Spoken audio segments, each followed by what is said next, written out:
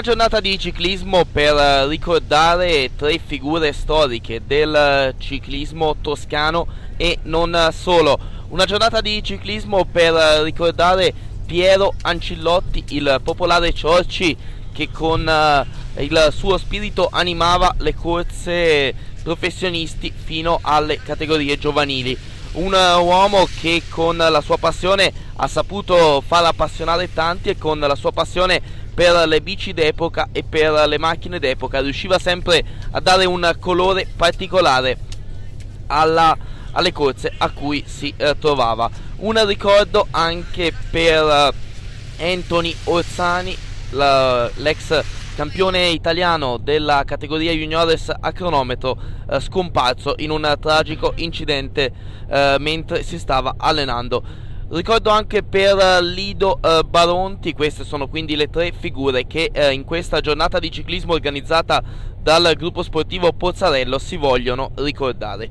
Dicevamo il popolare Ciorci, Piero Ancillotti, che sarà ricordato anche dall'amministrazione comunale di Lamporecchio assieme agli amici di Castelmartini, che vogliono e vorranno costruire una stele in ricordo di Piero Ancillotti proprio a fianco del monumento ai ciclisti che lui stesso aveva fatto costruire sulla collina di San Barotto.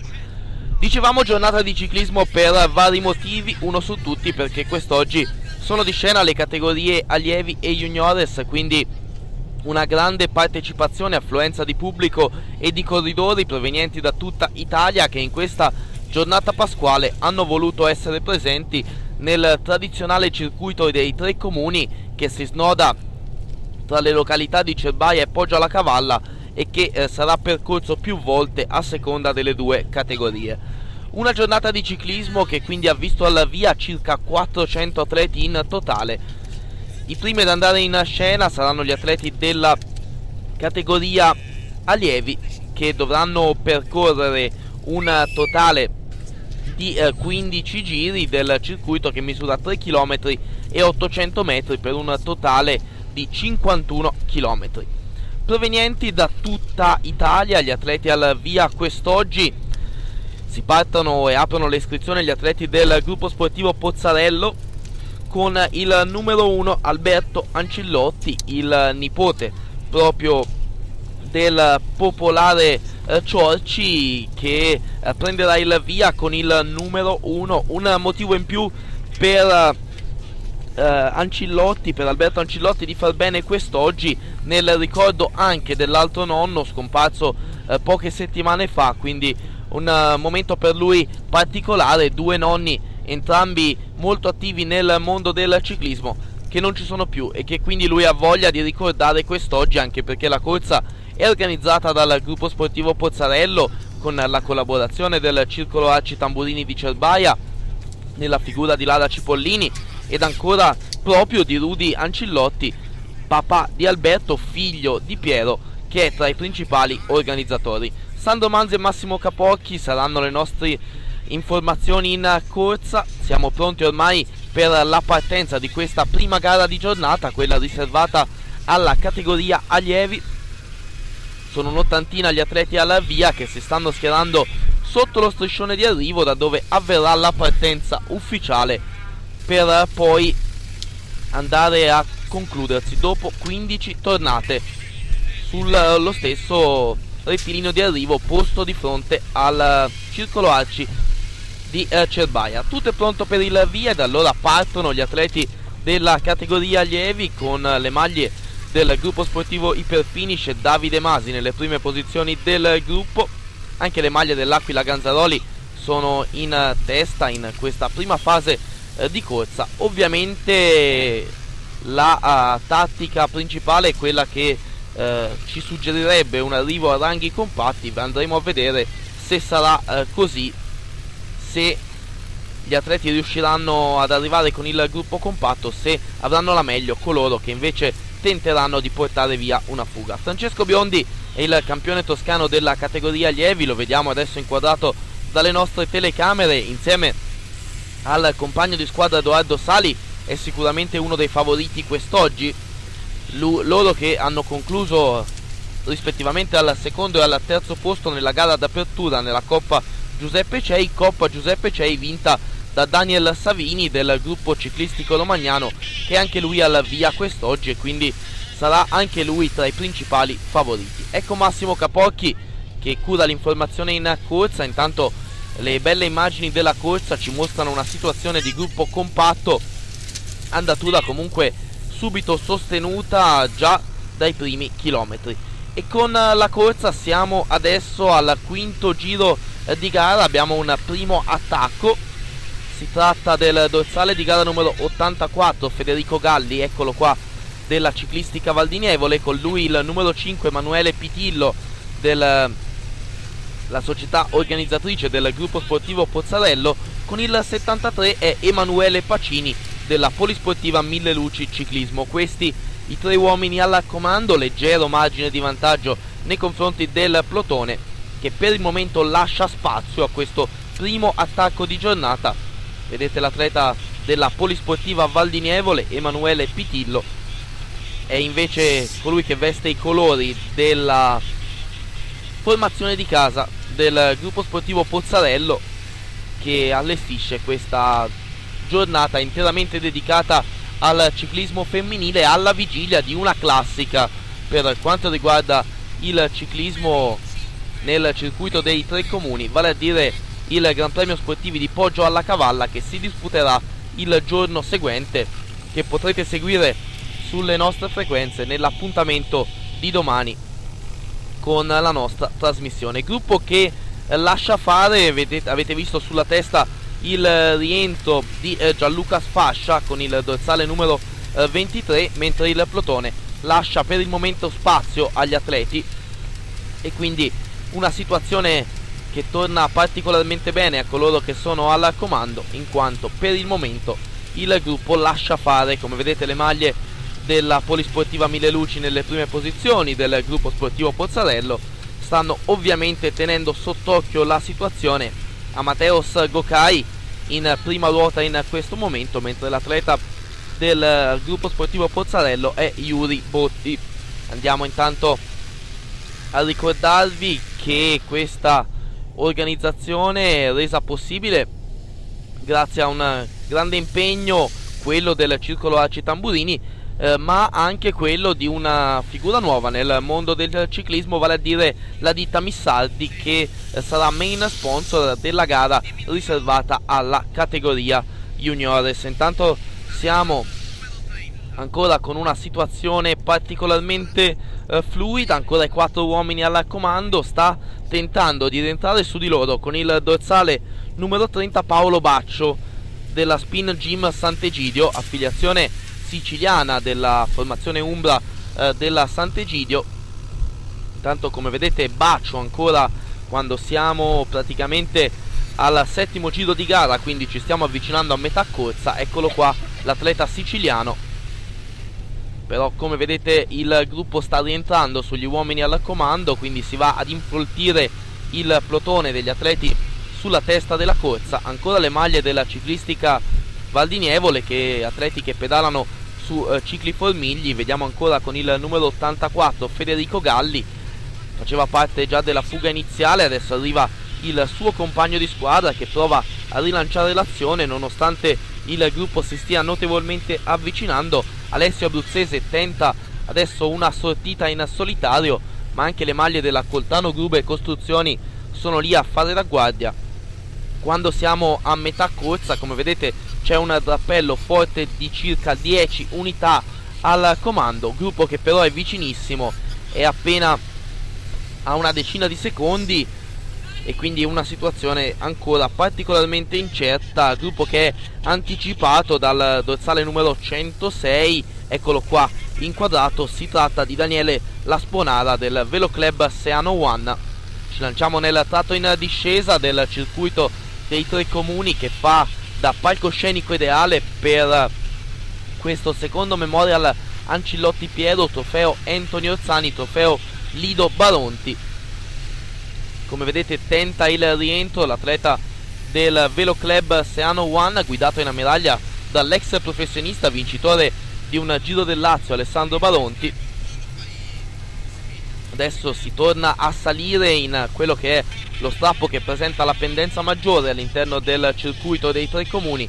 Un po' in difficoltà adesso l'atleta del Velo Club Seano One. Dietro, attenzione, perché ci segnala Sandro Manzi di Radio Informazione in Corsa che il gruppo si sta notevolmente avvicinando ed è lanciato ad una forte andatura.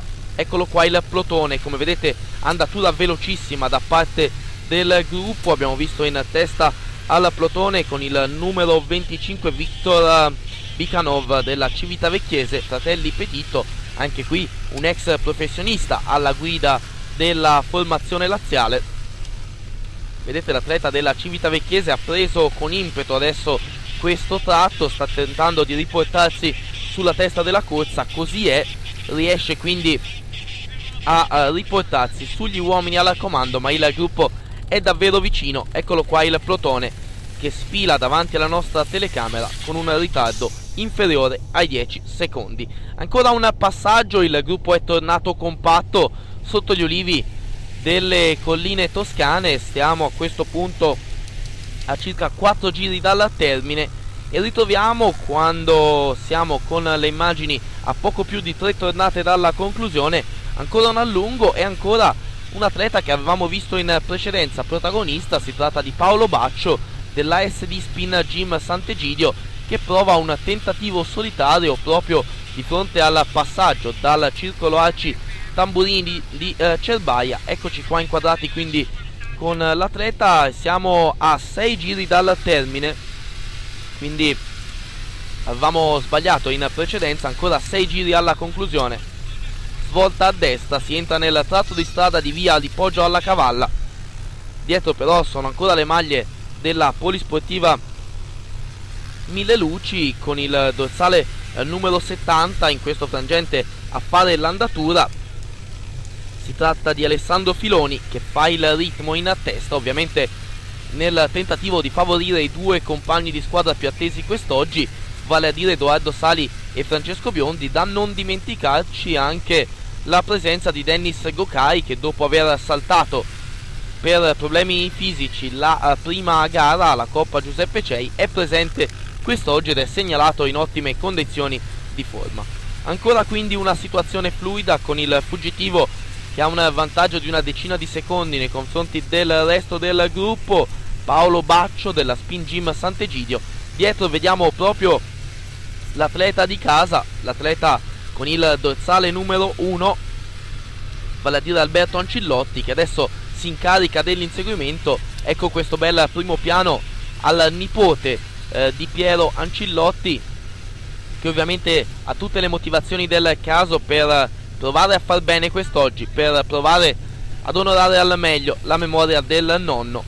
Adesso viene rilevato dal dorsale numero 51, la maglia è quella del gruppo ciclistico romagnano, Samuele Della Pina. Formazione è quella del gruppo ciclistico romagnano particolarmente attesa, però come vedete il gruppo è compatto all'inseguimento del fuggitivo e quindi ancora davvero le formazioni dei velocisti che stanno tenendo la corsa chiusa. Leggerissimo il margine di vantaggio ancora residuo per Paolo Baccio e quindi possiamo dire che a questo punto stanno facendo da padrone coloro che vogliono tentare di portare la corsa in volata. Vedremo se ci saranno allunghi decisivi. Ci riprova con il numero 25 Viktor Bikhanov della Polisportiva Civitavecchiese Fratelli Petito, gruppo che sfila adesso davanti alla nostra telecamera, gruppo che viaggia compatto alle spalle di Paolo Baccio, che ha ancora una decina di secondi di vantaggio, ma il plotone sta tentando di recuperare. Su Paolo Baccio si porta adesso un atleta della Mille Luci, ma come vedete il vantaggio è di appena 50 metri nei confronti dei più immediati inseguitori, che è praticamente il gruppo compatto seguito dalla moto informazione di Massimo Capocchi. E Sandro Manzi, eccola qua l'altra moto informazione. Intanto siamo a poco più di 3 giri dal termine. C'è l'allungo di Daniel Gokai con il dorsale 66, l'atleta della Polisportiva Mille Luci, ve l'avevamo segnalato, ha saltato per problemi fisici la gara di apertura, ma è segnalato in ottima condizione di forma, quindi sta provando l'assolo solitario in questo frangente, si volta per controllare la situazione. Daniel Gokai, eccolo qua inquadrato, l'atleta diretto da Davide Lenzi. Posizione aerodinamica per lui, sicuramente uno dei passisti più accreditati alla via.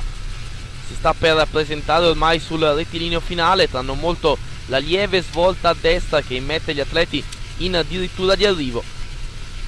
È sicuramente interessante questa azione perché ha un vantaggio di una decina di secondi, ricordiamoci che siamo a poco più di 3 giri dal termine. E il vantaggio è su 2 immediati inseguitori. Andiamo a vedere di chi si tratta. Abbiamo con il numero 89 Mattia Bevilacqua della Coltano Grube Costruzioni, insieme a lui con il numero 58 è la sagoma di Davide Masi del gruppo sportivo Iperfinish. I due atleti sono adesso al passaggio nella zona transennata, quindi per loro zona contagiri, 3 giri al termine in questo momento e 10 secondi da recuperare nei confronti di Daniel Gokai. Il gruppo invece, che andremo a vedere adesso con il passaggio da fermo, accusa un ritardo di 15 secondi nei confronti del fuggitivo solitario al comando, quando siamo ormai a meno di 3 giri dalla conclusione. Cambia ancora la situazione ed è ancora un altro degli atleti che abbiamo visto protagonisti più volte quest'oggi, vale a dire Viktor Bikanov della Civitavecchiese Fratelli Petito, che prova ad allungare in solitaria. Quindi ripresa l'azione di Daniel Gokai, ci prova un altro atleta, questa volta è un atleta laziale della Civitavecchiese. Posizione aerodinamica per lui con le mani giunte sul manubrio nel tentativo di bucare al meglio l'area. Al suo inseguimento si presenta un terzetto con il numero 83, troviamo Alessio Abruzzese del team Valdinevole, con il 47 è Daniel Savini, il vincitore della Coppa CEI, con il numero 90 invece è Samuele Luppichini. Tanto è segnalato in rientro il gruppo, che è praticamente vicinissimo quando siamo ormai a poco più di un giro dalla conclusione. Il plotone sta ancora controllando e in questo momento, vedendo anche un po' lo sconforto degli atleti in fuga, il gruppo si avvicina notevolmente. Nonostante ciò, l'atleta della Civitavecchiese continua nella propria azione, continua a credere in questa azione.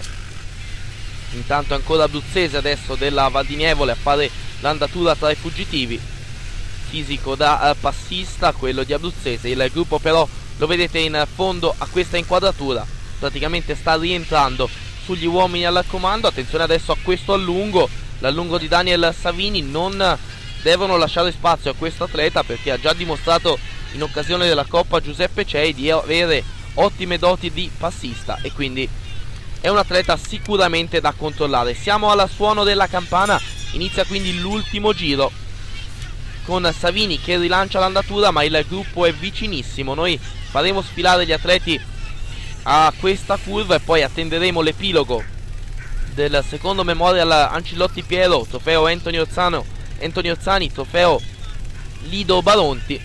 Ecco qua il plotone che praticamente sta chiudendo sugli uomini al comando, quindi gruppo compatto all'inizio dell'ultimo giro, e proprio all'ultimo chilometro viene segnalato uno scatto, quello di Paolo Baccio, che avevamo visto già particolarmente attivo nelle fasi centrali di corsa. Quindi Paolo Baccio è segnalato con un leggero margine di vantaggio nei confronti del plotone, il folto pubblico ad attendere il fuggitivo, ed è ancora solo Paolo Baccio della Spin Gym Sant'Egidio che va quindi a vincere il secondo Memorial Piero Ancillotti, trofeo Anthony Ozzani, trofeo Lido Baronti. La volata per il secondo posto è appannaggio di Edoardo Sali della Polisportiva Mille Luci, terzo è Alessio Barba del Velo Club Serrano One, quarto Marco Medici, quinto Younes Fatmi, sesto Michael Pagni, settimo Nicola Trofin, ottavo Daniel Savini, nono Samuele Nocentini, decimo Matteo Baldasseroni. Paolo Baccio ci ha provato in tutte le maniere, alla fine è arrivata questa vittoria in terra di Toscana, tanti attacchi durante tutta la corsa, ci tenevi a far bene? Sì, ci tenevo a far bene anche perché sono in forma e ho una discreta forma fisica e quindi volevo provare a vincere. e ci sono riuscito. Senti, una stagione che si apre con tante ambizioni da parte tua, cosa ci dobbiamo aspettare da questo 2013? Punterò l'italiano su strada, a crono, e poi a vincere qualche classica, Coppa d'Oro, Didi. Domani è lunedì di Pasqua, quindi si corre ancora. Sì, domani correremo ad Arezzo e cercherò di far bene anche lì. Una dedica per questa vittoria? Sì, la dedico a tutta la squadra, ai direttori sportivi, anche a mia mamma e mio padre, ai genitori, la mia famiglia, che oggi non sono potuti venire perché sono rimasti in Sicilia. Edoardo Sali, anche oggi un piazzamento, la vittoria non vuole arrivare, oggi un colpo di mano all'ultimo chilometro, vi siete lasciati sorprendere. Sì, veramente oggi abbiamo avuto anche un po' di sfortuna. Il mio compagno Daniel all'ultimo giro si è messo davanti per cercare di tirarmi la volata e purtroppo gli sono entrati dietro nel cambio e gli si è rotto il cambio e non poteva mettere rapporti più lunghi per spingere al massimo e quindi non ci abbiamo fatto rientrare sul fuggitivo. Complimenti a lui, peccato un altro piazzamento. Comunque la condizione c'è, in volata sei tra i migliori e arriverà anche la vittoria. Speriamo che arrivi anche la vittoria il più presto possibile. Sì, in volata so che è una buona volata, quindi speriamo di continuare così. Alessio Barba, terzo classificato qua sul traguardo a Cerbaia, un terzo posto importante raccolto alle spalle di due grandi protagonisti quest'oggi. Sicuramente Baccio ha fatto una corsa all'attacco, alla fine è riuscito ad avere la meglio. Beh sì, io ho provato in tutta la corsa a stare lì, anche perché era anche un po' la rabbia della domenica scorsa che ho bucato, non ce l'ho fatta rientrare in gruppo, però oggi ho provato tutto per tutto e ho ottenuto questo terzo posto, grazie allo sforzo ho fatto un allenamento durante la preparazione, mi sono allenato tanto sulla volata e ecco il risultato. Alessio, una dedica per il terzo posto? Sì, la dedico a un mio compagno, Andrea Di Martino, un compagno di squadra, che è stato operato all'appendicite perché durante la notte si è sentito male e questo ha dispiaciuto un po' tutta la squadra.